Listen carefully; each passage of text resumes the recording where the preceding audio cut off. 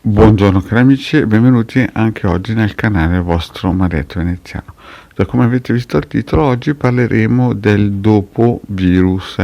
perché alcuni durante questo periodo nefasto in cui si sono trovati da un giorno all'altro catapultati in casa, rinchiusi, segregati, hanno sviluppato delle attitudini che prima non sapevano che esistessero. Però prima di fare questo, il vostro Marietto Veneziano vi chiede di iscrivervi al canale YouTube di Legare Marietto Veneziano e di venirci a trovare nei nostri gloriosi gruppi Facebook. Ed è inutile dirlo che i migliori iscritti nel mondo Facebook ce li ha Marietto Veneziano e il De Garda. E poi se volete anche nel canale YouTube dei Magici Arcieri Bertollini, dove a lunedì sera il decano Marietto Veneziano, coadiuvati da Milas, tengono un percorso esoterico gratuito. Se avete bisogno di qualcosa per entrare, qualche consiglio, chiedete pure a Milas, che è sempre molto gentile e disponibile con tutti. I link sono sotto qui in descrizione e eventualmente se volete lasciare un bel commento e un super like, il vostro Marietto è contento. Allora, parliamo di questa situazione che incontreremo fra pochi giorni, nel senso che diciamo che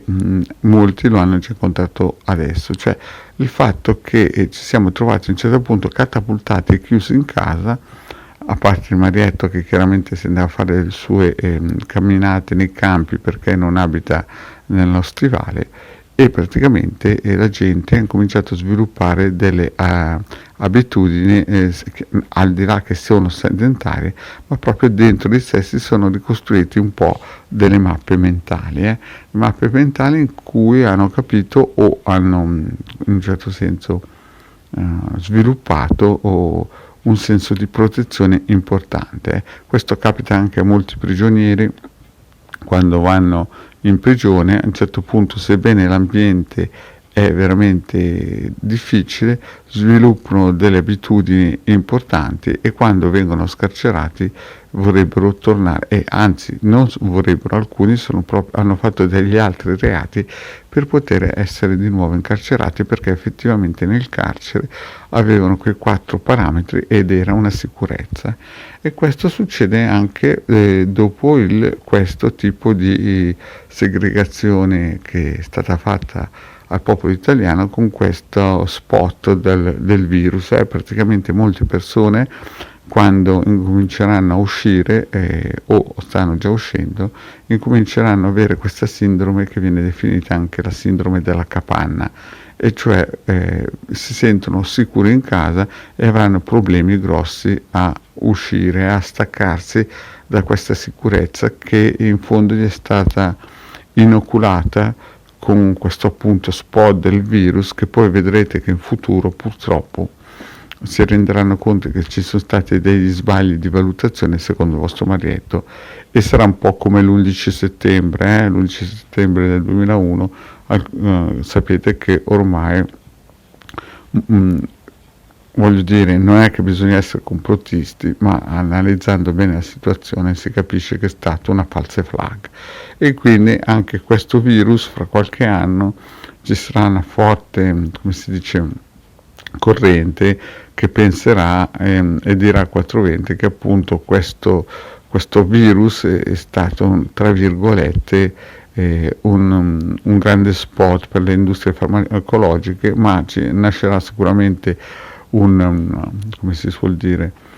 un pensiero, una corrente che cercherà di contrastarla. Già vediamo qualche presidente di regione che alla TV o sui mainstream comincia a dire a voce alta, a pensare a voce alta da politico, che forse era stato non ridimensionato ma sovrastimato questa cosa qua. Il brutto è che questo esperimento sociale di ingegneria sociale ha colpito il segno e ha fatto il suo job, quindi nei prossimi tempi sia quelli che hanno la sindrome di capanna sia quelli che non ce l'hanno incominceranno a capire che lo step 2 sarà sicuramente una vaccinazione di massa, e visto che molte persone con questa sindrome di capanna hanno bisogno di sicurezza, sicuramente il virus, cioè scusate, l'antivirus o virale, insomma l'inoculazione di questo prodotto sicuramente sarà richiesto a grande voce. Quindi, cari amici, cosa vi dice il vostro Marietto veneziano come un aiuto, come stampelle? Beh, di andare prima di tutto nel sito del capitano.altervista.org e cercare dei buoni circuiti per tagliare questi legami perniciosi e di ritornare alla vita quotidiana, non aver paura di uscire, cercare chiaramente di risocializzare, di staccarsi forse meno dalla TV e incominciare a rifare le cose che si faceva prima, anche perché ancora il vostro Marietto vede in giro gente che nei supermercati con mascherine, guanti e quant'altro e se appena ci si avvicina hanno degli scatti di, come si suol dire, isteria proprio al di là della normalità, diciamo così. E puoi seguire chiaramente le pillole del vostro Marietto veneziano di Hildegarda, in cui parleranno ancora di questa situazione importante. Insomma, questa sindrome della capanna purtroppo seminerà ancora qualche problema in futuro, però cerchiamo di attivarci e di come si suol dire, staccarsi da questa mappa mentale un po' perniciosa. Bene, cari amici, detto questo, il vostro Marietto veneziano, poche sindrome a capanna, mettiamoci un paio di scarpe a training e fuori a camminare nei bei campi e nei boschi. Grazie cari amici e alla prossima, ciao!